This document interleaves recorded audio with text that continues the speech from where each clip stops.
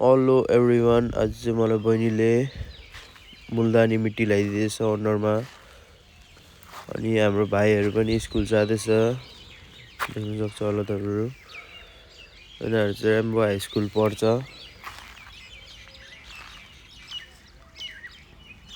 अनि म र बहिनी चाहिँ जाँदै थियौँ मासु किन्नु। देख्न सक्छ होला बहिनीले मासु बोकिरहेको छ। अनि राति चाहिँ हो गाइस, यस्तो खतरा पानी परेको थियो। हेर कस्तो खतरा पानी परेको थियो। चट्याङ पनि पुरा हान्दै थियो, बिजुली पनि पुरा चम्किँदै थियो,